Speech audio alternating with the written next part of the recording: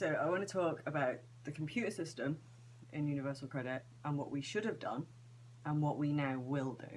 And you'll notice there is not a tone of, we might do this, I'm going to campaign for us to do this, people will demand this. This is what we will do. And we'll do it either now or next year, but it will be done. So free market fundamentalists, who fundamentally at the core of their being believe in everything that they do, that state intervention should not interfere with market forces, that market forces cannot be argued with, that this is like trying to argue with the tide coming in. This is what they're supposed to understand. They decided that the best way to define a welfare system that has to adapt to possibly another 70 years of completely unpredictable complexity, they decided that the best way to approach that was to spend £20 billion, that's billion, that's not million, that's billion, £20 billion at least, on a computer system that would achieve this by micromanaging the existence of everybody in that system in the now. And like job seekers allowance, as always, we've always pretended with the conditionality on job seekers allowance that this is manageable. It's not. It's manageable on job seekers allowance because job seekers allowance is a teeny weeny benefit. And actually most people are not on job seekers allowance for very long. So largely the conditionality is a show that we put on for politics. Did you know that? Yeah, you probably should have done. So not only have we brought all these benefits together, the working population, ill people, unemployed people, we brought them all in this system, and then we have spent £20 billion on a computer system that attempts to micromanage the lives of every single person in that system. And that was how we decided to approach a system that would need to adapt to 70 years of of complexity that we can't predict. At a point in time where we are like agrarian peasants wondering what the Industrial Revolution might be like, this is what we decided to do.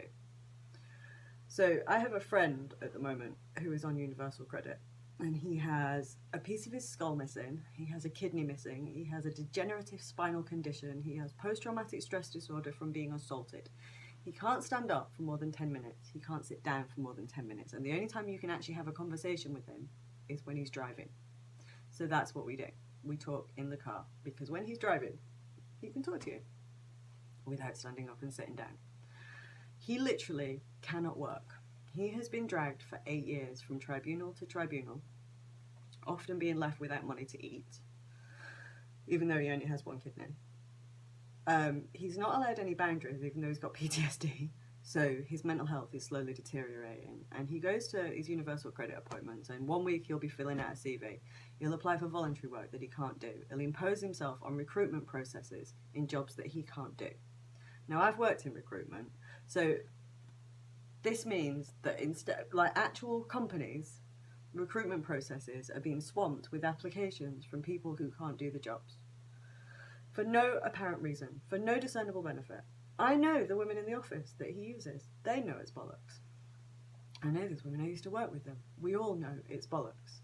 And yet he has to be battered around like a rat in a trap all the time for no reason, because a class of people in Westminster didn't want to know what a welfare system did. So here is what you do with an institution. If you want to define an institution that's this big, that's going to adapt to 70 years of complexity, you do it with the legislation at the beginning. And you define within the legislation what the institution is for, what it is not for. You define within the legislation what the data is for, where it needs to be. You define these things then. You think carefully about them. You reduce it to a set number of principles. And then the institution evolves naturally to adapt to complexity that we cannot predict for another 70 years. And the civil service delivers it. And it will continue to provide a natural reflection of how inequality shapes the economy. It will continue to be a stabiliser. It will continue to tell you when your housing market is overheating, if you want to look at the data. It will continue to tell you what inequality costs the economy. It will continue to supplement sectors that you want it to. It will even provide you data on companies you are subsidising when you can't tax them. And all you have to do is define the legislation carefully and simply at the beginning so that the institution adapts to complexity. And instead what we've done is we've spent £20 billion because of some batshit fantasy that somehow it is market force, it is respecting market forces to try and micromanage everybody in a system you don't understand in the now. And everybody's wondering why this computer system's dying. Nobody in Westminster said, hang on a minute, that's really stupid. And do you know why nobody in Westminster did that? Because for 30 years we have been using this system as a political tool to abuse people and to deflect blame for the failure of other policy areas. We have just used this system to generate food poverty. Now, I'm not wanting sympathy, but I'm going to tell you something. My background means that gastric problems are comorbid with my trauma profile. It's not a big deal, but it's an issue. Food poverty imposed on me has saved nobody a fucking penny. I can guarantee you that.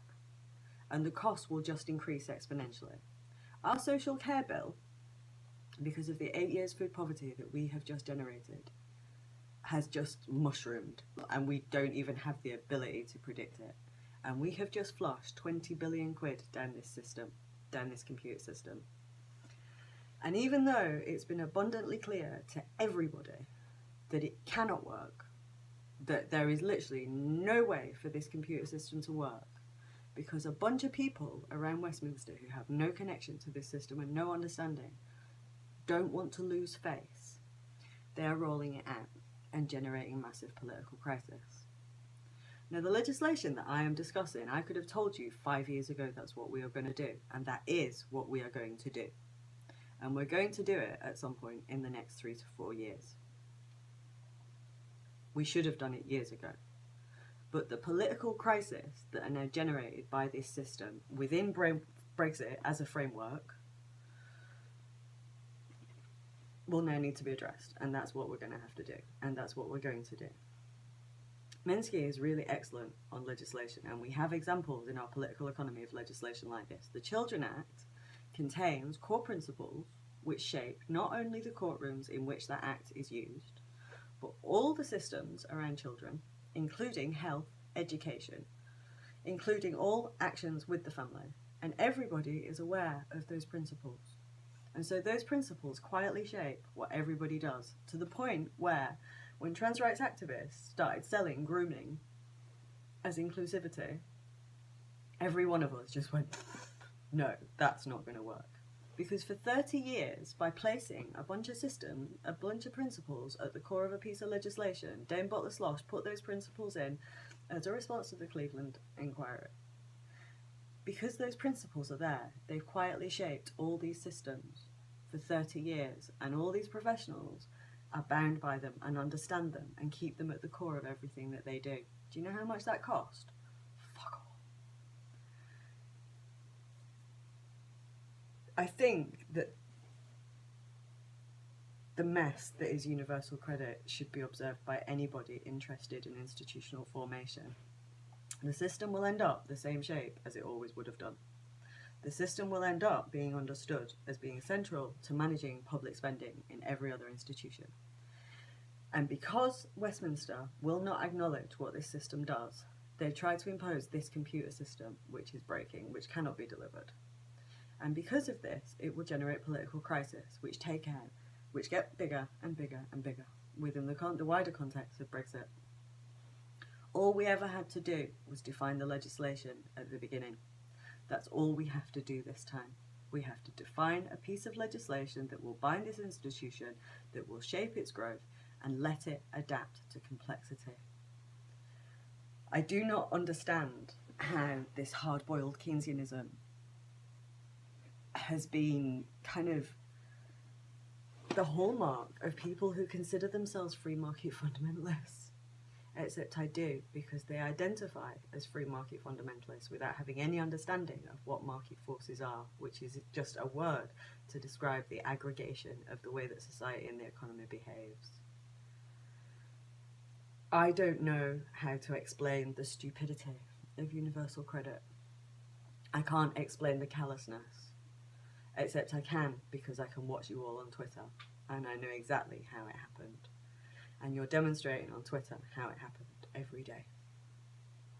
The legislation that I described to get out of this mess will happen. I don't know when, probably in the next couple of years. But the attempt to use a computer system to do what we have just done basically highlights every single problem in our political economy. The next video that I will do is about universal basic income, which is an idea that floats about, and it's about identity formation with lefties, and it needs to be put to bed right now. But I guarantee you that legislation will come into being in the next 5 years.